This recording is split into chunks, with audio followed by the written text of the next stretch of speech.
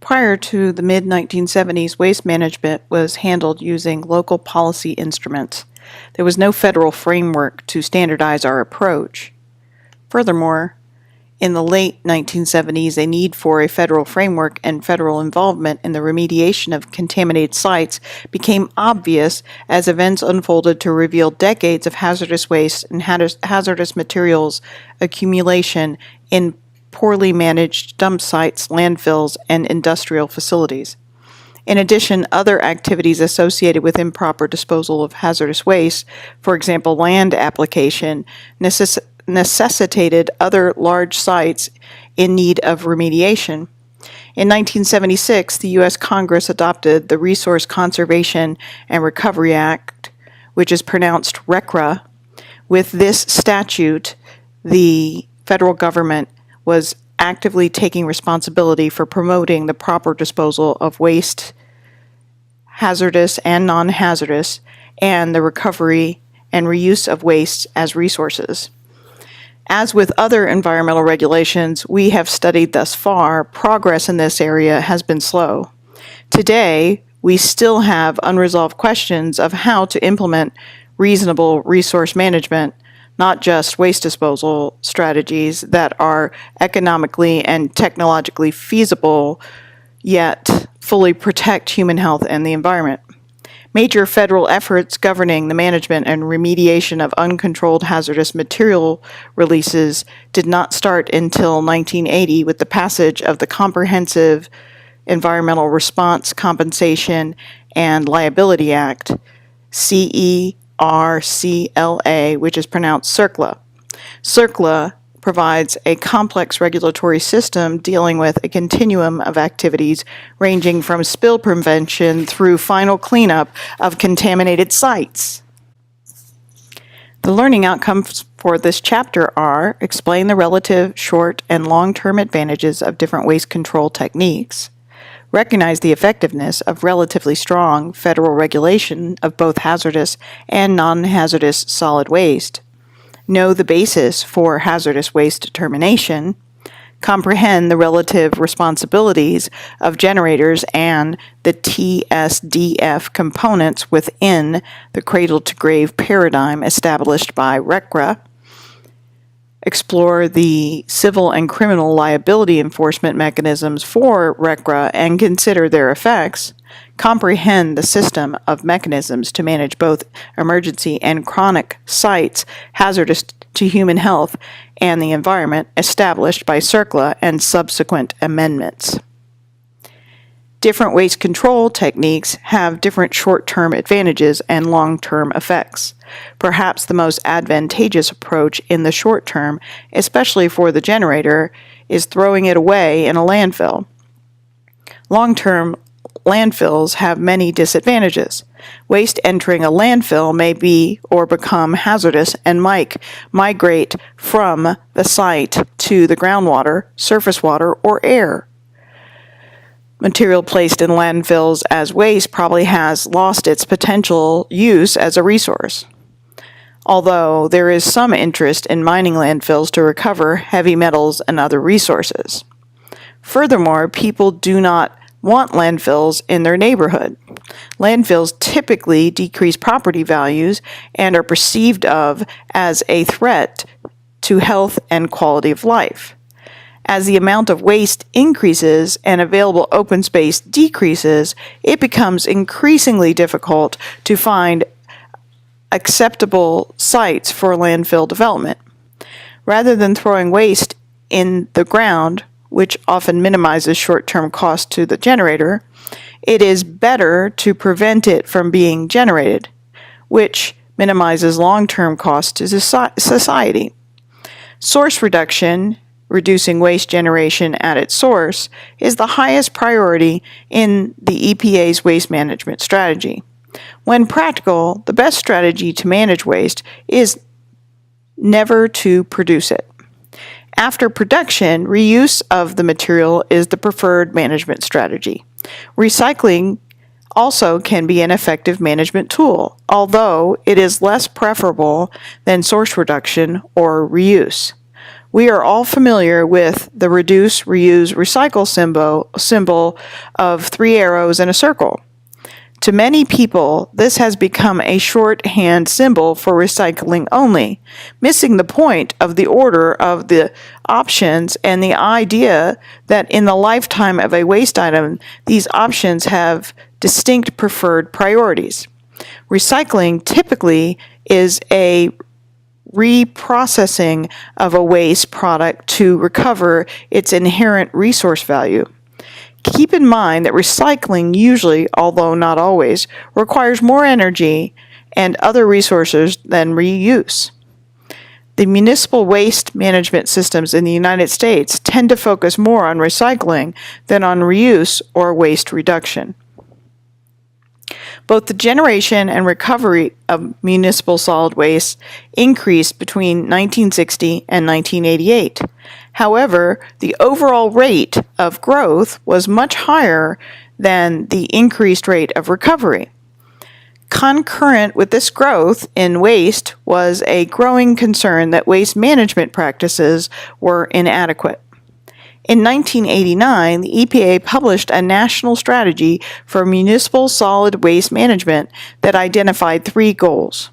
1. Increase source reduction and recycling. 2. Increase disposal capacity and improve secondary material markets. 3. Improve the safety of solid waste management facilities.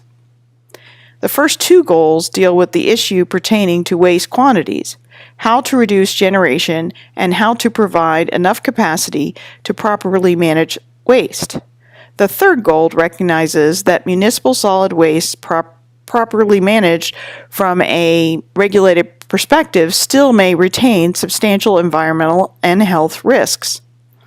The EPA strategy clearly stated that the current municipal waste management system was inadequate and that major changes were needed. Following passage of this strategy, waste generation continued to increase.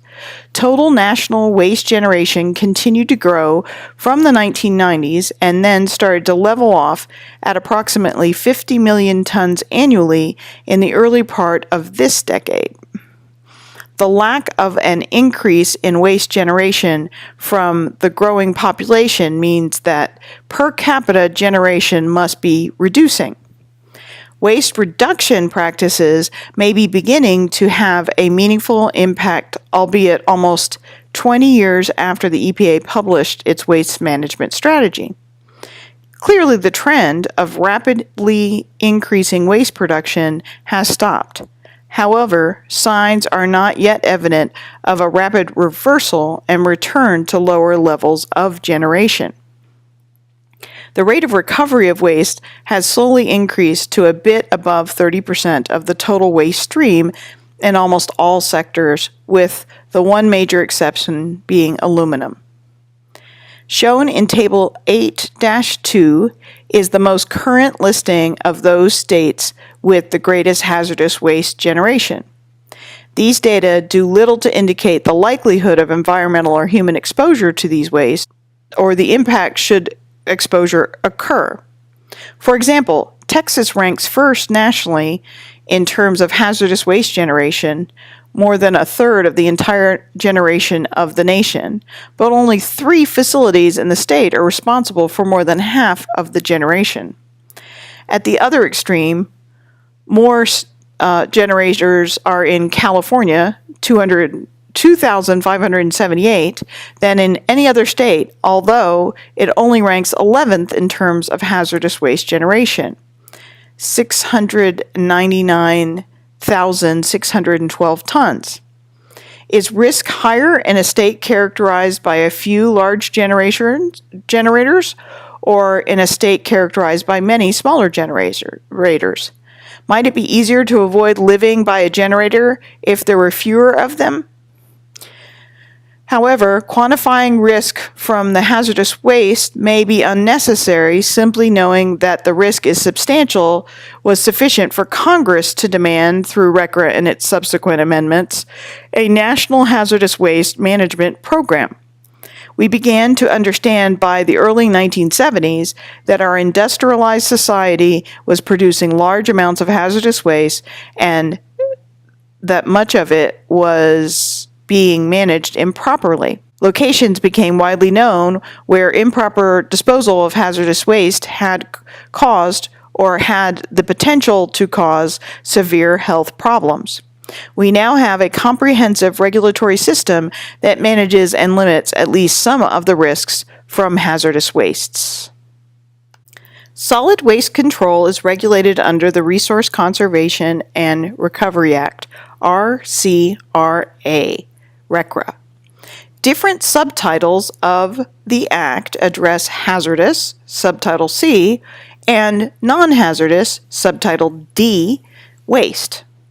RCRA defines solid waste as, quote, any garbage, refuse, sludge from a waste treatment plant, water supply treatment plant, or air pollution control facility, and other discarded material, including solid, liquid, semi-solid, or contained gaseous material resulting from industrial, commercial, mining, and agricultural operations and from community activities, close quote. Byproducts reintroduced into industrial processes and materials for recycling excluded from this definition if they are not discarded. But if economic conditions favor discarding them, then they will be waste. Resource conservation is also an objective of RCRA, but most attention is towards waste disposal. State and local governments are given most responsibility to implement federal standards. For material to be regulated as a hazardous waste, first it must be found to be a solid waste or a combination of solid wastes. RCRA then specifies that the solid waste meeting the following criteria will be considered hazardous waste. 1. Waste that causes or significantly contributes to an increase in mortality or an increase in serious, irreversible, or incapacitating reversible illness. 2.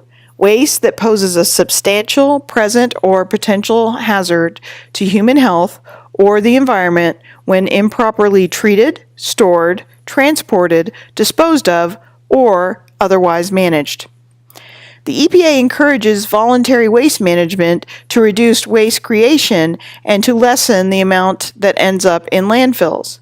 However, almost all municipal or city solid waste is managed via landfills. Landfills are areas of land where waste is either piled into mounds or thrown into a pit, more often the latter.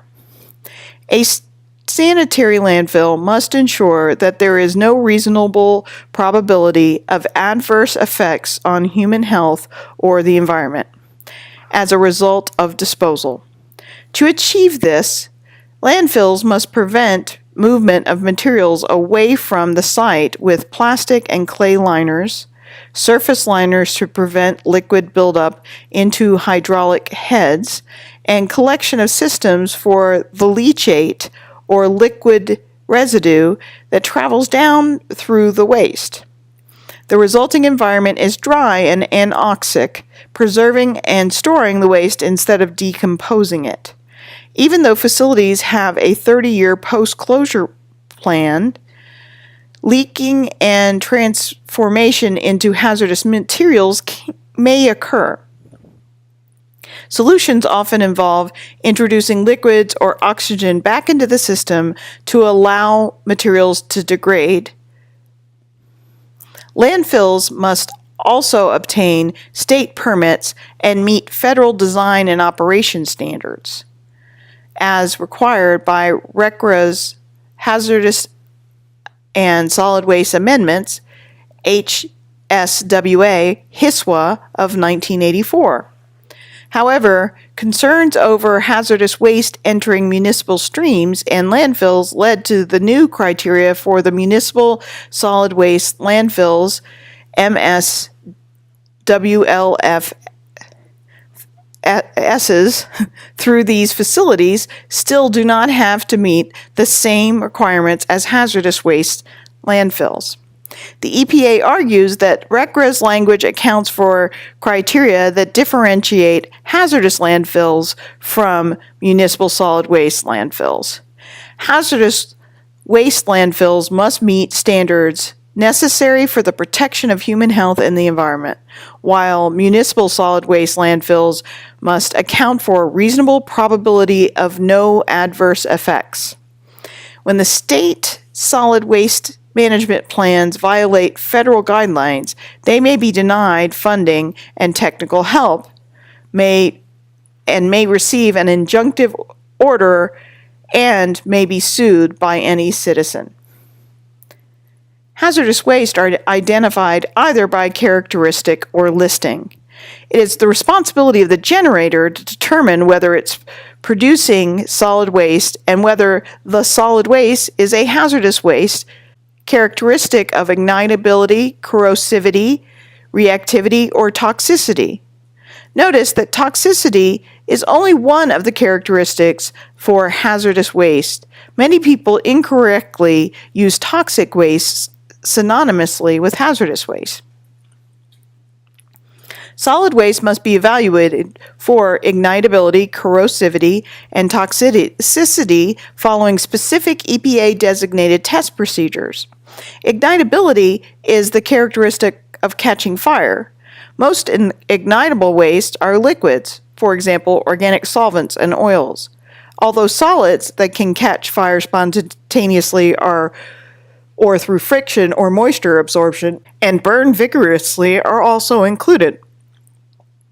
Solid wastes are considered hazardous because of corrosivity if their pH is equal to or greater than 12.5, a strong base, or equal to or less than 2, a strong acid, or if they have the ability to corrode steel under prescribed conditions.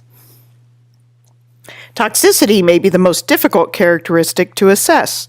Almost everything is toxic in great enough concentrations, so the regulatory definition cannot include all the potential toxic wastes. The EPA had to develop a definition useful as an indicator of the potential toxicity, rather than one directly related to all plausible toxic agents. Waste is evaluated for toxicity by conducting a testing procedure that somewhat simulates conditions found in the landfill. Liquids in a landfill usually are acidic, a condition favorable to the leachate of many heavy metals and other materials from the solids. Because liquids are more mobile than solids, the risk of migration of toxics away from the landfills is greatly enhanced when they are solubilized. The required test procedure, called the Toxic Characteristic Leaching Procedure, TCLP, puts the solid waste in a liquid acidic solution under rigidly defined operating conditions. At the end of the test period, the acid is tested for 32 organic and 8 inorganic chemicals. If any of these chemicals are found at a concentration above regulatory levels, that waste is classified as a hazardous waste because of its potential toxicity. Reactive wastes are those that are unstable under normal conditions and can form toxic fumes or explode. It is difficult to develop a specific and safe test procedure that adequately tests reactivity. Therefore, the EPA has promulgated a narrative description of reactivity characteristics to assess waste rather than requiring the generator to perform a particular test procedure. Solid wastes also are considered hazardous waste if the EPA has them listed on one of the 4 lists it developed to identify hazardous wastes. The EPA determines whether a particular waste stream belongs on the EPA hazardous waste list, with the generator responsible for looking at the list to determine if its waste is included. A source-specific list identifies waste from specific industrial processes, such as petroleum refining, in which operation is known to produce waste of known hazards. K-wastes. A non-source specific list contains hazardous waste commonly found from various sources, such as degreasing solvents, F-wastes. Discarded commercial chemical products are identified on the final lists, which include off-specification chemicals, containers, and spill residues, P and U wastes. P wastes are acutely toxic at low dose, although U waste may also be toxic. They also have other hazardous characteristics such as ignitability and corrosivity. Listed hazardous waste may be delisted from a particular facility. To accomplish this, the facility must demonstrate through petition that the waste does not meet the criteria for which it was listed, does not exhibit any other hazardous waste characteristics, and does not pose a threat to human health and the environment by being hazardous for any other reason. Certain solid wastes is exempt from being classified as a hazardous waste. These exemptions include household waste, mining overburden returned to the mine site, and other waste resulting from the extraction and processing of ores and minerals, utility waste from coal combustion, waste from exploration drilling for oil and natural gas, cement kiln dust waste, and waste from the growing and harvesting of crops or raising of animals returned to the soil as fertilizer. To prevent waste generators from trying to manage hazardous waste by dilution, listed hazardous waste mixed with non-hazardous waste is classified as hazardous waste and must be managed following hazardous waste regulations. Mixing of hazardous waste with a non-hazardous waste is effectively discouraged because the mixing will simply result in a larger hazardous waste stream requiring active and expensive management. In contrast, a mixture of characteristic hazardous waste and non-hazardous waste that no longer has the hazardous characteristic, for example, an acid mixed with a basic waste to form a neutral waste, will lose its hazardous waste designation. Passage of RCRA means that hazardous waste now needs to be tracked and managed from the point of generation, the cradle, to its ultimate fate in the environment, the grave. The generator is responsible for identifying whether a material is a waste and whether the waste is hazardous. The generator must ensure that the waste is handled appropriately even after it leaves the generating facility. Each generator must obtain an identification number from the state agency responsible for maintaining the hazardous waste program, or the EPA if the state does not have primacy over this aspect of the program. Waste being sent off-site must be listed by the generator on the waste manifest. The waste is characterized following a numerical coding system developed by the EPA. The manifest also contains information on the waste quantity and identifies the generator, transporter, and receiving facility. The generator also must certify that efforts have been taken to minimize the waste quantity and associated hazard. On the manifest, the generator's signature must follow a required statement certifying that efforts have been taken to minimize the waste quantity and associated hazard. Generators using off-site waste management facilities must provide the hazardous waste transporter with a manifest to accompany the waste. The manifest is then provided by the transporter to the waste treatment, storage, or disposal facility, TSDF, that checks to ensure that the waste can be properly handled at the facility. Also vital is physical checking the waste to make sure it is the same as designated on the manifest. A copy of the manifest is returned to the generator, who is supposed to ensure that it has not changed. The generator should know that the waste has arrived in an unaltered state at the intended destination, with any problems reported to the appropriate agency in an exception report.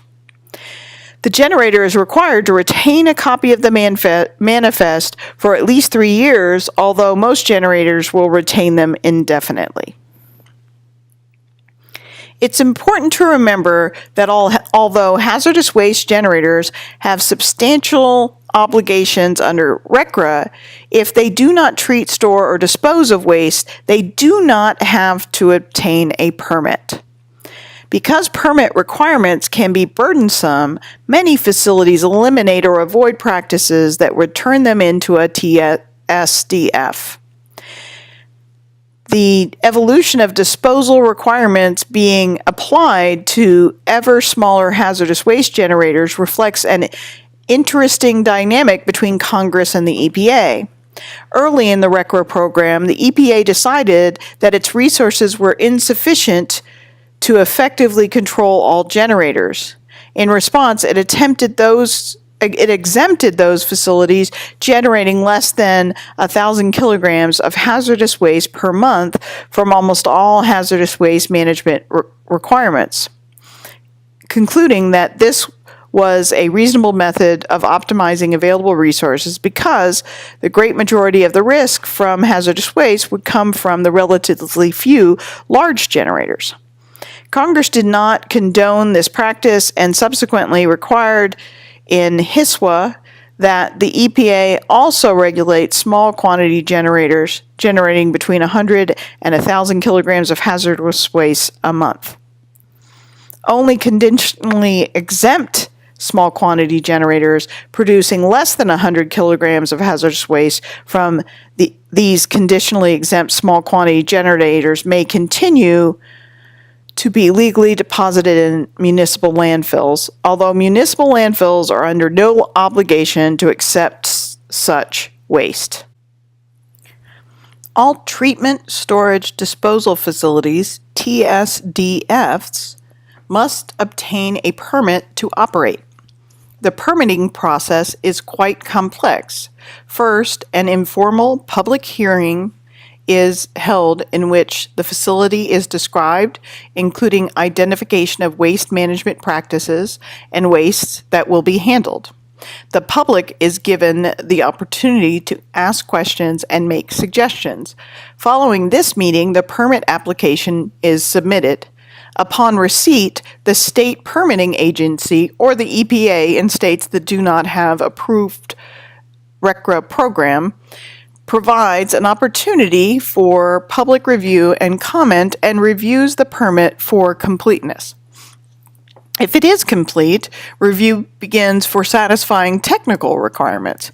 Either a notice of intent to deny or a draft permit will follow this review, depending on the acceptability of the facility.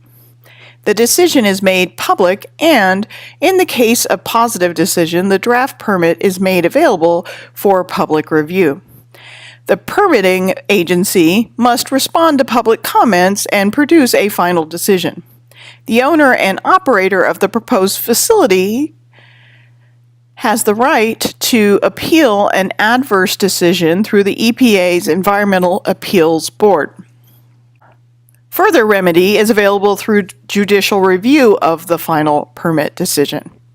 This process is intended to provide substantial opportunity for public involvement through the permitting process and a reasonable expectation that a project proponent can be successful in obtaining a permit and beginning operation.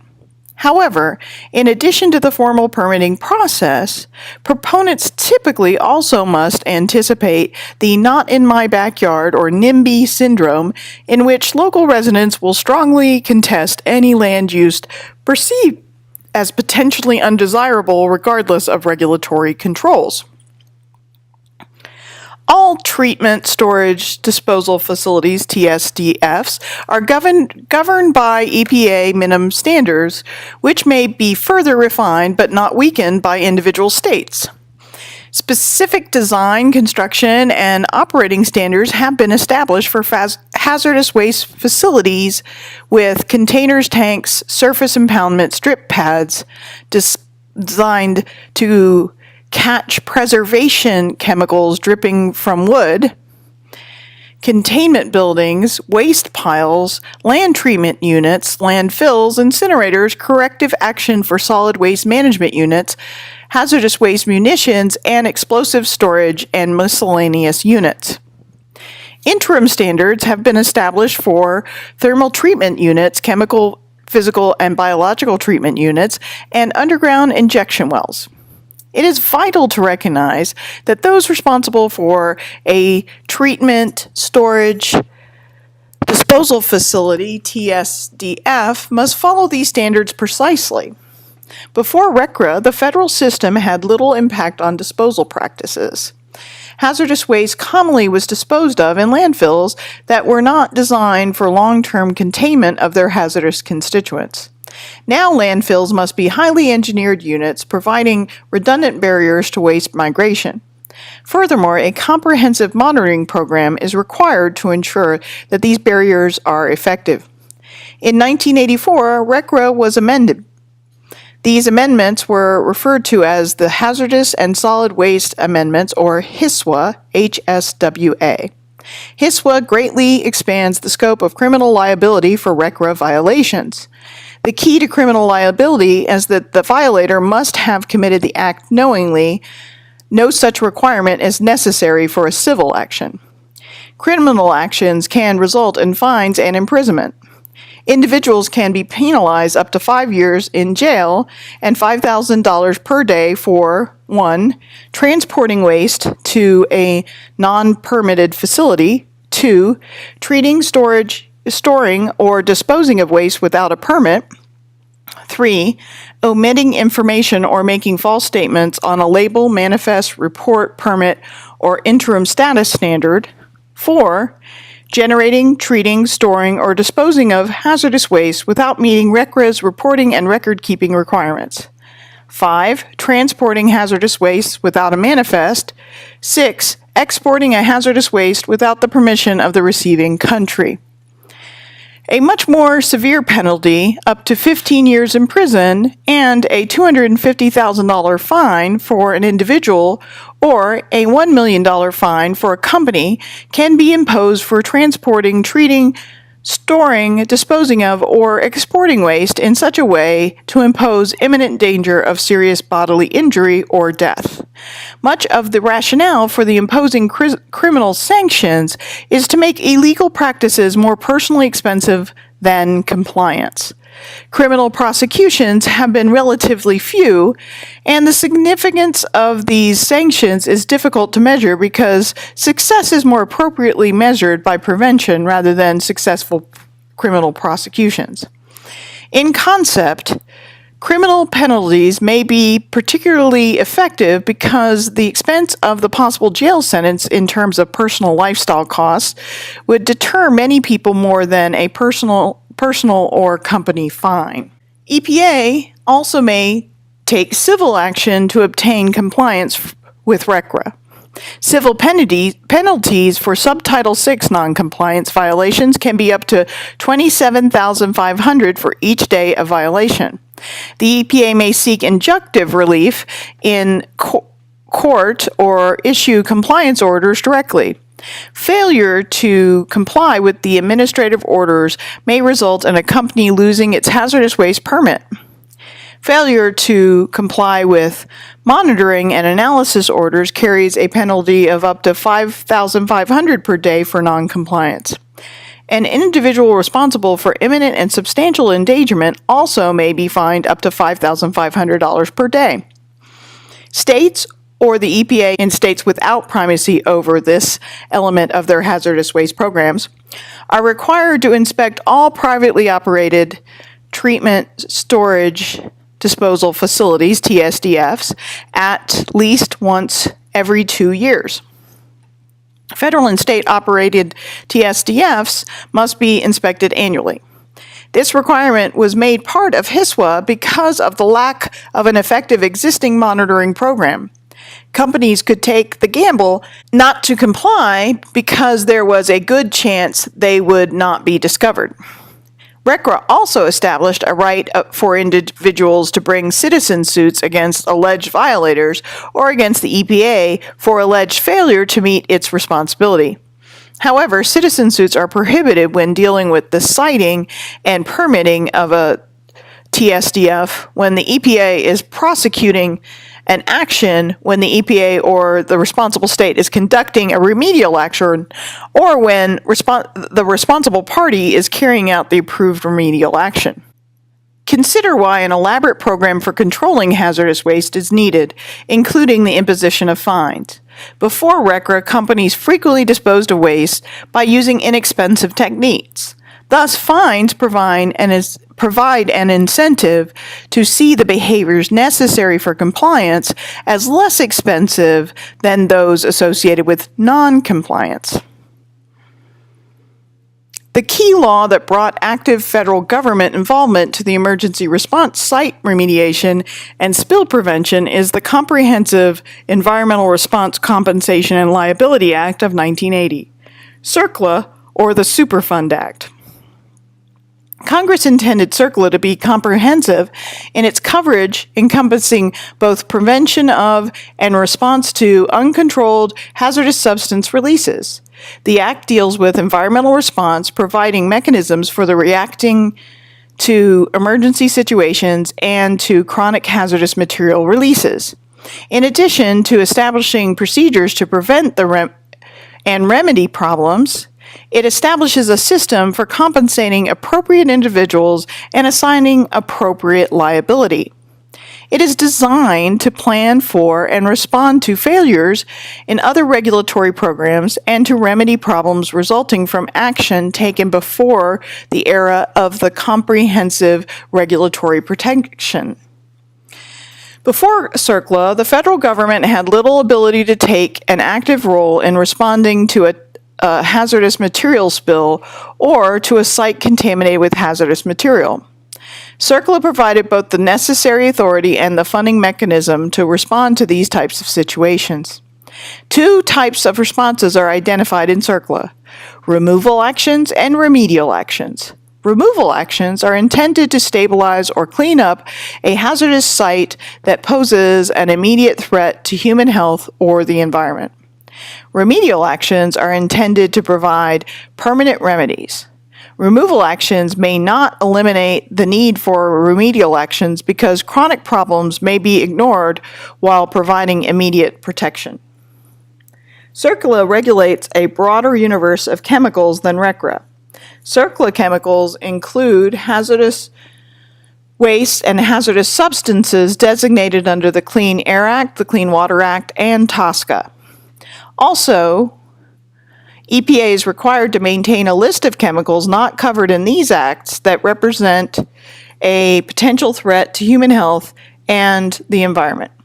The Hazardous Substances Response Trust Fund, subsequently referred to as the Superfund, was established in the 1980 legislation to provide a mechanism for the federal government to finance its emergency response and remedial response activities to recover costs. Initially, the fund was 87.5% funded from a tax on the petroleum and chemical industries. Thus, it was an example of the polluter pays concept, with the remaining 12.5% coming from general federal revenues. This fund was intended as a rotating fund with costs incurred in cleanup recovered from responsible parties. In 1995, the Congress released the petroleum and chemical industries from this responsibility, and now all funds for cleanup come from general tax revenues. So the public pays, or from funds recovered from responsible parties. The Superfund Amendments and Reauthorization Act, SARA, S-A-R-A, amended the Comprehensive Environmental Response Compensation and Liability Act, CERCLA, on October 17, 1986. SARA reflected EPA's experience in administering the complex Superfund program during its first 6 years and made several important changes and additions to the program. SARA stressed the importance of permanent remedies and innovative treatment technologies in cleaning up hazardous sites.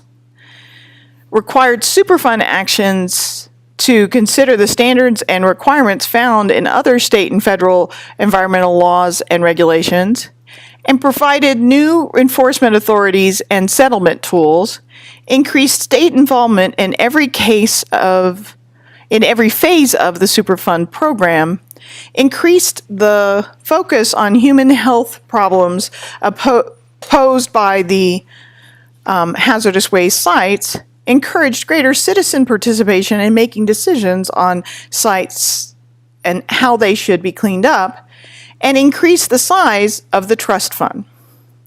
SARA also required EPA to revise the Hazard Ranking System, HRS, to ensure that it accurately assessed the relative degree of risk to human health and the environment posed by uncontrolled hazardous waste sites that may be placed on the National Priorities List, NPL.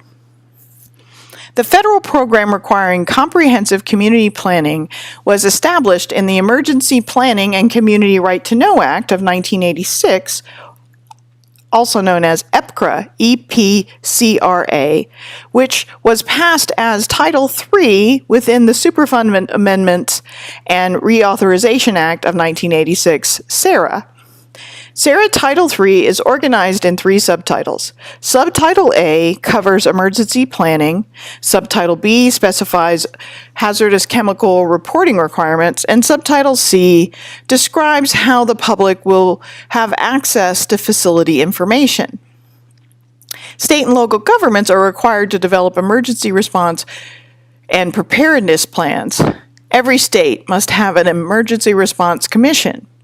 Each commission must appoint local emergency response planning committees and designate emergency planning districts. Community plans are designed to determine what extremely hazardous substances are located in or pass through a community, who's responsible for them, what resources are available to deal with spills, how spill information will be communicated so that the correct response is taken, and how the entire system has been integrated so that it will work. Ideally, much of this planning will be preventative in nature. Substantial burden is placed on the facilities that use extremely hazardous substances. Facilities must report annually on the quantities and locations of their hazardous chemicals. To meet Tier 1 requirements, this information must include the following. 1. An estimate of the maximum amount of hazardous chemical in each category at any time during the year. These estimates do not have to be made on the chemical-by-chemical basis, only by category. 2. An estimate of the average daily amount of chemicals in each category present at the facility during the year. And 3. The general location of chemicals in each category. Local communities, state commissions, or local fire departments can also request Tier 2 information. Although the Tier 1 data reporting requirements identify categories of chemicals and their general locations, Tier 2 requirements identify individual chemicals by name and report their specific locations and storage conditions. Companies may elect to protect trade secrets by withholding specific names and locations of chemicals from public reporting. However, community planning agencies must have access to specific names and locations if they request it. Most states now require the use of the EPA Tier 2 reporting form, and the EPA also has made available an electronic Tier 2 form. Another list of chemicals is used as the basis for reporting on the presence of toxic materials. Facilities with chemical use greater than threshold quantities on the toxic chemicals subject to Section 313 of the Emergency Planning and Community Right to Know Act of 1986, EPCRA, list, must report to EPA annually. In addition to information identifying the facility and chemical use at that facility, the report must document the annual quantity of the toxic chemical entering each environmental medium. The EPA collects this information and maintains a national toxic chemical inventory available to the public. Based on these data, a toxic release inventory is made available electronically over the internet by the EPA, giving communities a simple tool to examine the risk from chemicals in their neighborhoods. This information has sparked interest in many communities about the activities of local industry. As these data are released by the EPA and reported by local media, many companies have been faced with a local population outraged by the vast quantities of toxic chemicals being discharged regularly as part of their normal operating practices. A common response has been for these companies to implement programs to reduce chemical releases. Thus, voluntary reduction in chemical release has resulted from public pressure encouraged by regulatory reporting requirements. Following the release of a reportable quantity of a hazardous substance, notification must be given to the State Emergency Response Commission, the local Emergency Response Committee, and the National Response Center operated by the Coast Guard. Typically, fire and police departments also will be notified.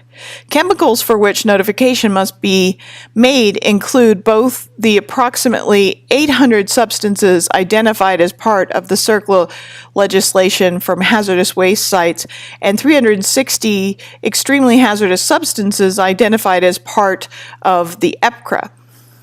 Following a spill or notification of an immediate danger posed by the abandoned hazardous waste site, the EPA can implement a removal action. These actions are limited to situations in which there is an immediate threat to human health or the environment. Each action is limited to 12 months and $2 million. Before the passage of SARA, these limits were 6 months and $1 million. Although the extensions have been granted, an example of a removal action is a collection of leaking drums of explosive material. Local governments responding to a hazardous material emergency may receive up to $25,000 in reimbursement for their per incident from the EPA. Removal actions are not meant necessarily to provide permanent solutions. This means that the EPA may take actions that provide immediate protection and then leave, even though substantial hazards remain.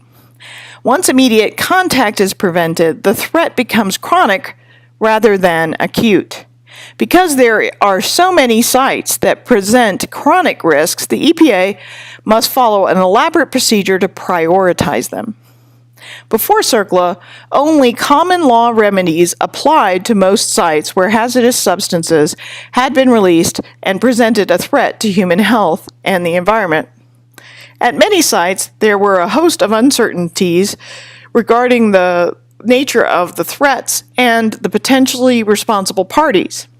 No one seemed to be accountable for determining what kinds of materials were present, how effectively materials were contained, and the effects of human exposure to the leaking chemicals or the long-term effects to the environment. Thus, there was little being done to remove the threat to human health and the environment or to provide remediation from these sites. Congress realized that a system was needed to prioritize the sites potentially needing remediation and required the EPA to develop appropriate criteria. The EPA responded with the Hazard Ranking System, HRS, by which sites are evaluated on the basis of relative risk to human health and the environment. Note that there was no attempt to quantify the actual risk. This is necessarily a complex task because of the many routes by which harm may occur.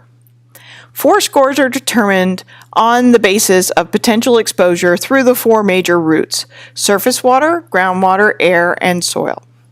Sites scoring high enough on this ranking system are included on the National Priorities List, NPL. Scoring high with regard to only one environmental medium is usually sufficient to result in inclusion on the national priority list. Only NPL sites are eligible for EPA remedial action.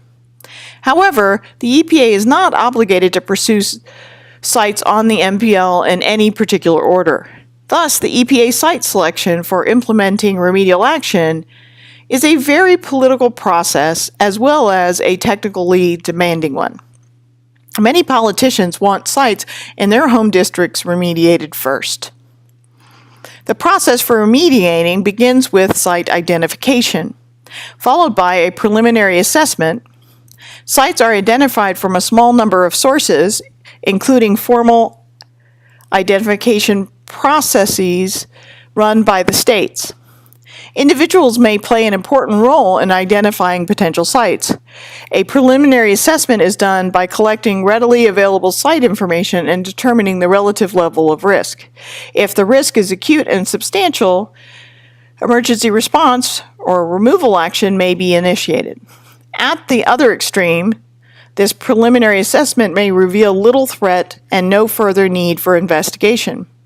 However, if a potential is seen for the site presenting a significant long-term risk, a site inspection is conducted, including sampling of environmental media. Results are used to produce a hazard ranking system score with sufficient high-scoring sites eligible for inclusion in the national priorities list. Once a site on the NPL has been selected for remediation, a formal process must be followed to determine and implement appropriate actions. A remedial investigation / feasibility study, RI/FS,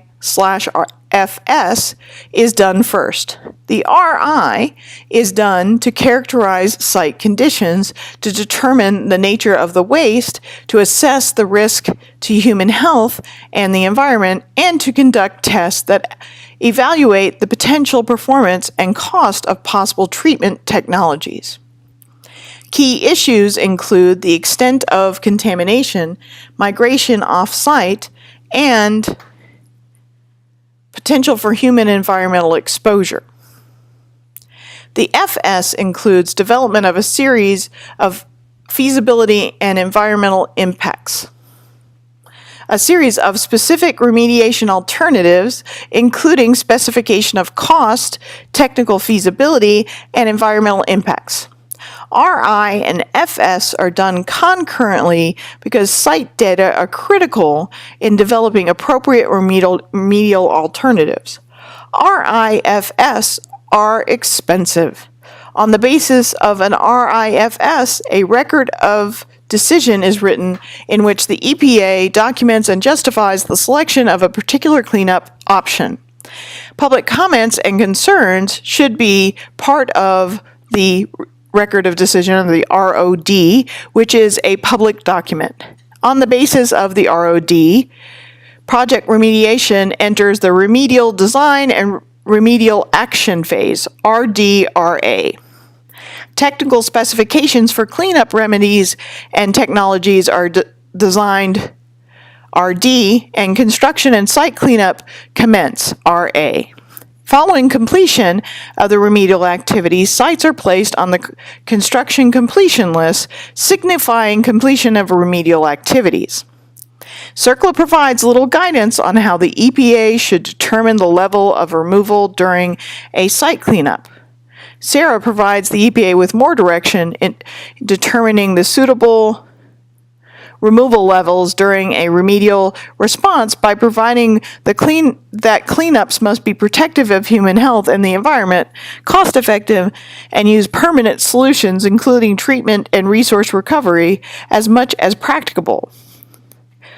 Land disposal is discouraged. However, even within the framework established by SARA, it's difficult to determine appropriate cleanup levels for specific sites. The Superfund can be used to finance remedial response in addition to emergency response as described earlier. Again, the intended use of the fund is to allow activity to begin before potentially responsible parties, PRPs, are identified. In addition, if no financially solvent PRP can be identified, work may be completed or completely financed from the fund. Ultimately, PRPs should replenish most of the fund. The EPA may use the Superfund to engage in a cleanup while it is negotiating with PRPs and later recover its cost. Alternatively, the EPA may issue an administrative order or go through the courts to force responsible parties to pay directly for site cleanup. Typically, cleanup settlements reflect months or years of negotiations among the EPA and the responsible parties to determine appropriate solutions and division of financial responsibility.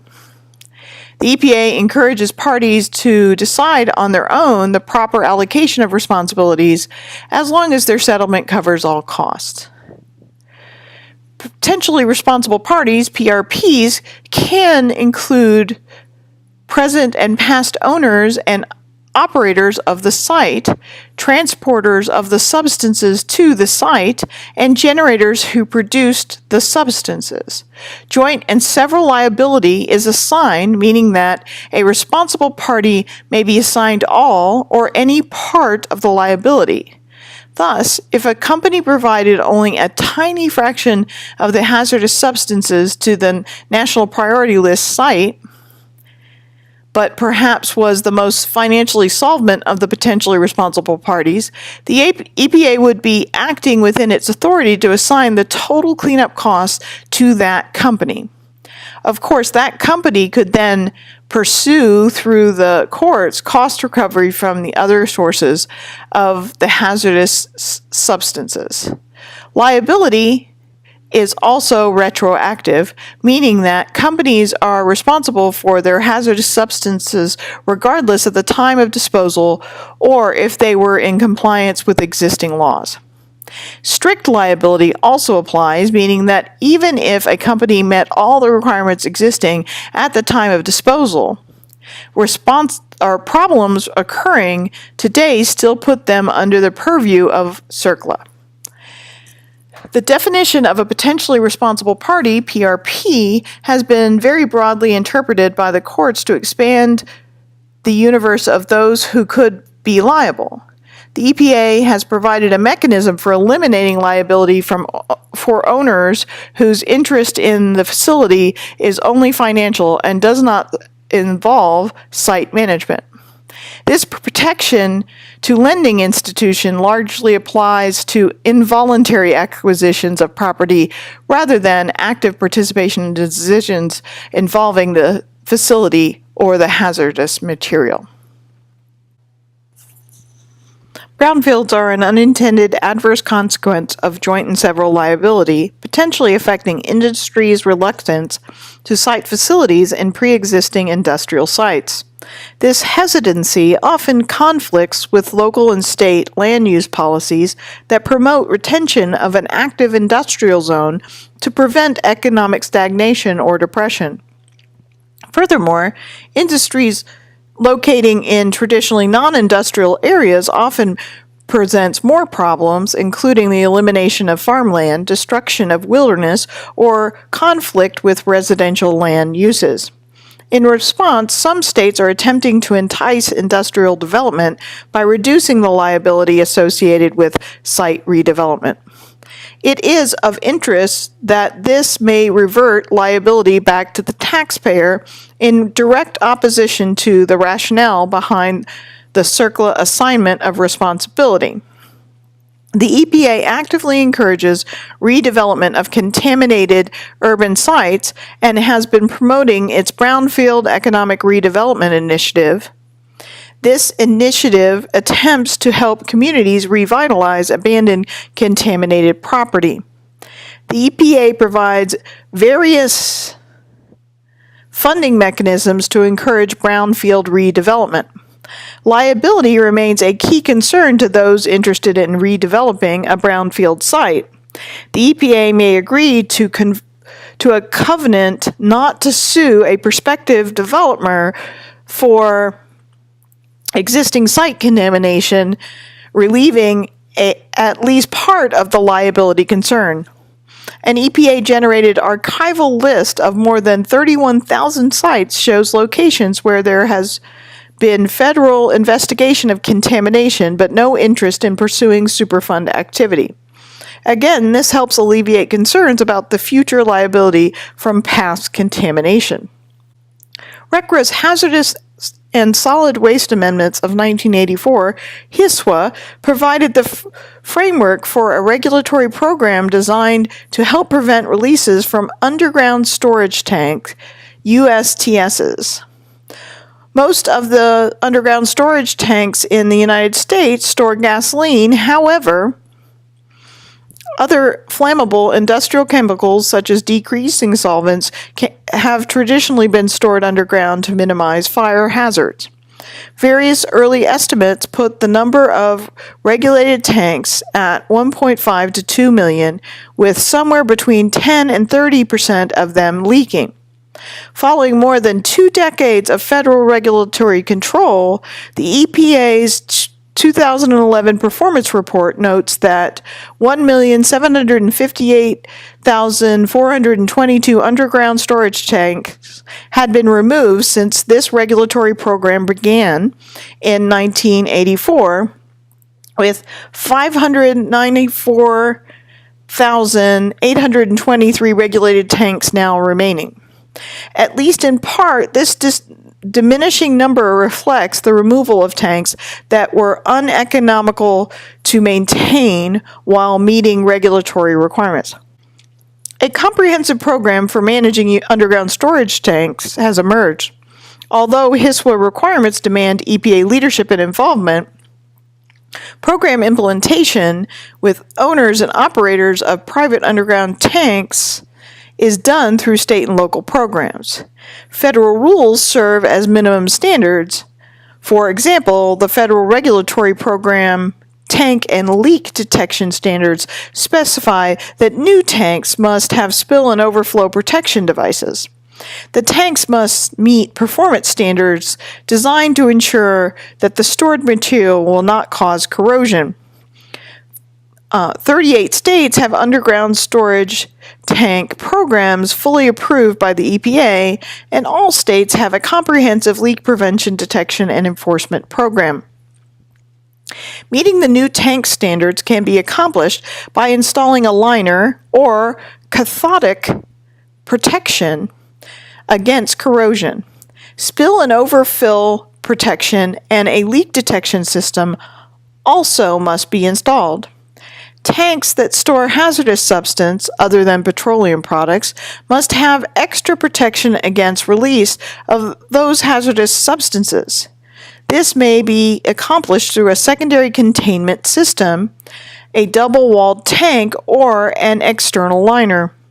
These devices are intended to keep all releases of the inner tank contained, whereas the leak detection system signals that the inner tank has lost its integrity. The EPA has developed technical guidance documents identifying the acceptable methods to meet these requirements. A significant burden is placed on the owner-operator of the tank to ensure that adequate financial resources are available to respond to a leak. Financial responsibility can be demonstrated through insurance, a letter of credit, a trust fund, a surety bond, or a state-managed financial assurance device. Large facilities handling more than 10,000 gallons of petroleum per month must have at least 1 million of the coverage per occurrence. All other facilities must have $500,000 in coverage per occurrence. These regulatory requirements impose a substantial financial burden on a tank owner-operator. To encourage compliance is the threat of both criminal and civil liabilities. Federal law establishes a penalty of not more than $10,000 per tank per day for failing to comply with underground storage tank standards or submitting false information. Moreover, local and state programs could impose greater penalties.